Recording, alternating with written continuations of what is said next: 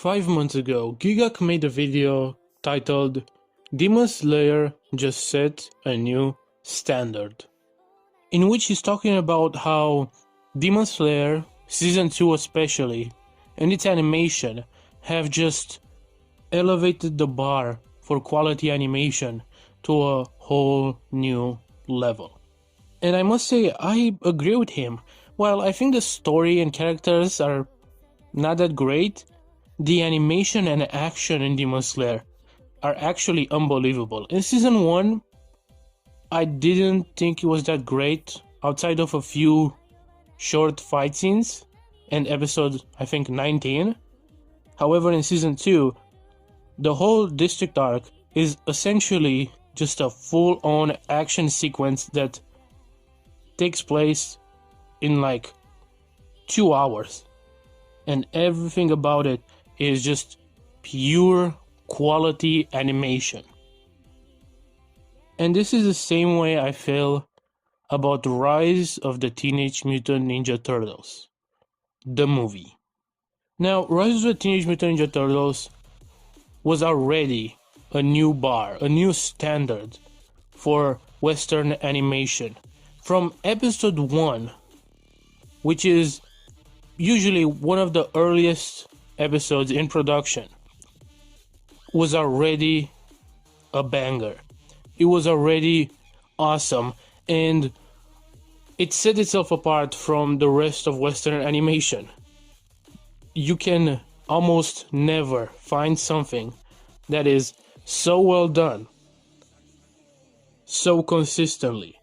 Sure, you could look at the Owl House and say that they have some good fight scenes, but that's only when they literally specifically call some other animator to animate that scene, or they make the budget higher, or something along those lines. But when it comes to action, consistency, cinematography, expressions, lighting, choreography, Rise of the Teenage Mutant Ninja Turtles is the peak of Western animation. Even Castlevania, which I might say has amazing fight scenes, I would say some of them even better than anything you can see in Rise, isn't consistently that good, and sometimes still slows down. Whereas Rise, which has 50 episodes in Season 1 and like 20 episodes in Season 2, has consistently good animation, and you can find a big fight scene every few episodes. With that being said, the movie is even crazier.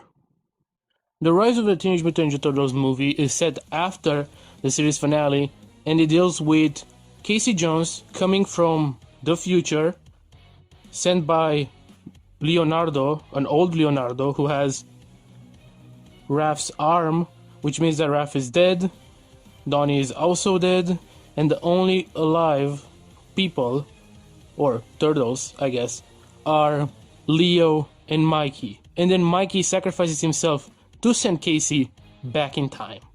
Yes, this movie is dark. Not only does Michelangelo just disintegrate on screen, but actually we have some shots where we literally see the dead body of April.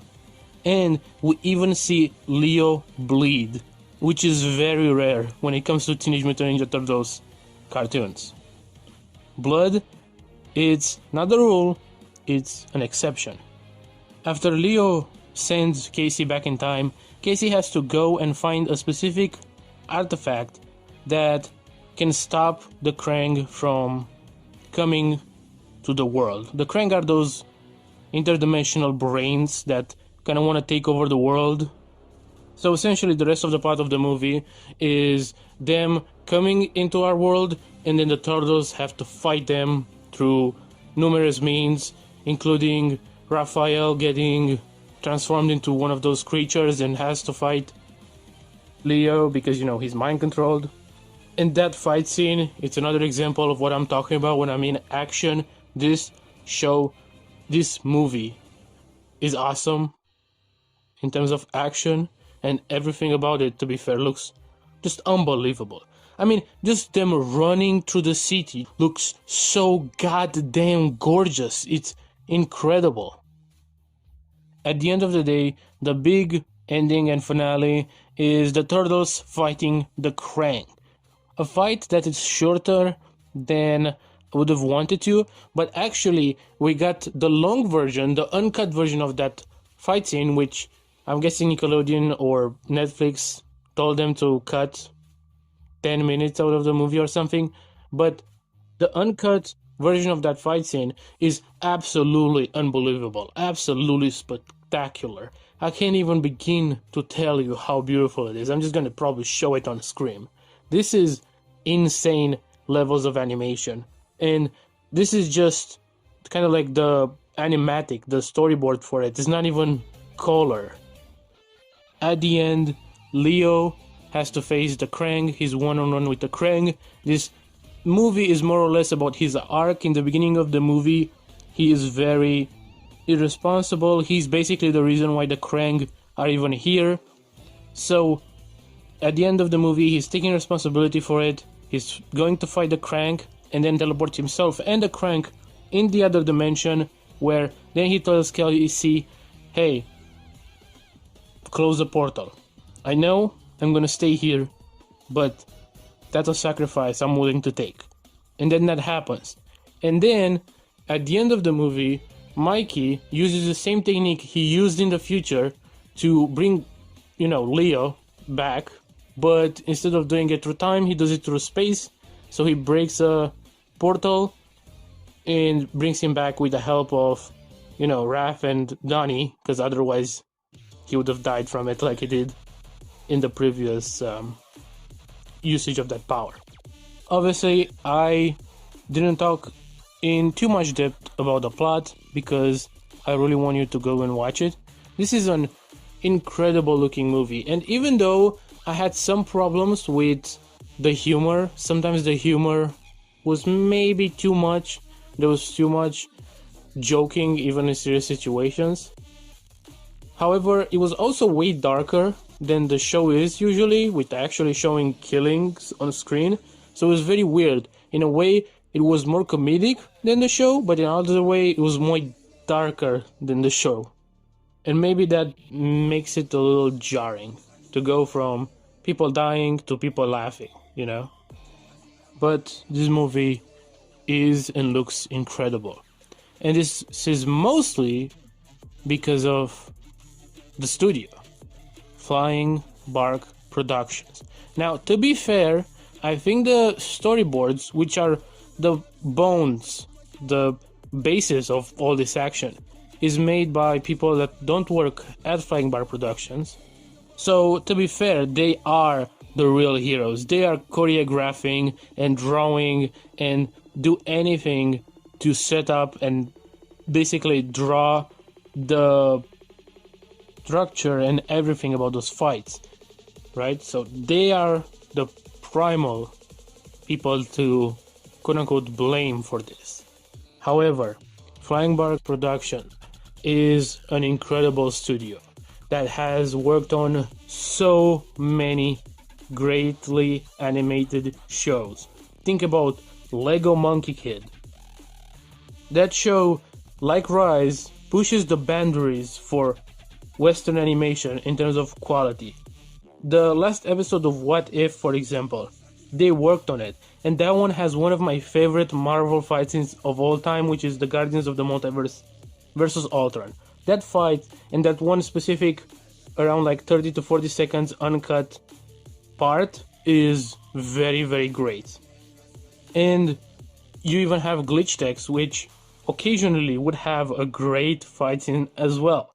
So all I'm gonna say that overall, most of this in the hands of a mediocre studio would have been handled very bad.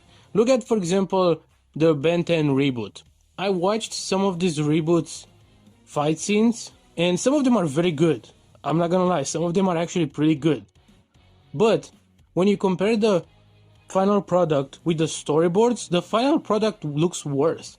Some of the storyboards for Ben 10, the reboot, look actually very, very good. And if Flying Bark was to animate them, I bet you it will be one of the best action shows we had in the last 5 years. But because the studio they have doesn't know how to do action properly, doesn't know how to animate it properly, it looks very cheap in a lot of situations. Even though sometimes it still looks good, it still shines through the type of animation they choose, just because the storyboards are well done. Rise is in this fortunate spot where the storyboarders are basically gods descended from heaven, and then the animation studio is other gods descended from heaven, but from another pantheon, I guess. This is an incredible showing of art of animation. I would dare to say that when it comes to animation, specifically in context of Western animation, because I understand there's anime who even have better animation, and there's a lot of anime that have great animation as well, but when I'm talking about Western animation, I would go as far as to say Rise of the Teenage Mutant Ninja Turtles and Rise of the Teenage Mutant Ninja Turtles, the movie, are masterpieces. And when it comes to action, Rise of the Teenage Mutant Ninja Turtles, Glitch Tex, Monkey Kid, and some episodes of What If have proved Flying Bark Productions to be an incredible studio. And they deserve to work at the best, most highest rated shows ever. Because they will deliver. And in regards to anime, because people sometimes bring up anime in the conversation, I just want to tell you that every year there's like 10 cartoons that are not made for toddlers that are released every year. And I think 10, I'm being generous with the number. There's like 200 anime coming out every year. And you probably only like 5 or 6 out of them. Okay? So the ratio there, it's incredible. Okay? You might think that anime is just like so much better in terms of those things. And I even say it is. However, you also have to consider that out of 200 anime coming every year, some have to be good and have good animation. Whereas with cartoons, might result in like 1 or 2 well animated shows. Unfortunately, that's just how the industries work. That's not an excuse, because Rise of TMNT, Monkey Kid, Castlevania, and other shows prove you can have well done animation. And when it comes to Rise and Monkey Kid, even for children. However, I just want to give that explanation of why anime has this higher rate of well done animation. It's because of how much is produced. Statistically, some of it is going to be absolute bangers. Look, at the end of the day, Rise, in terms of everything, animation and art related, is gorgeous. And this movie just proves that even further. This is the new standard, the new bar for Western animation. It's a high one, but unless anyone even strives to achieve it, Rise will remain in history as one of the greatest pieces of animation in America.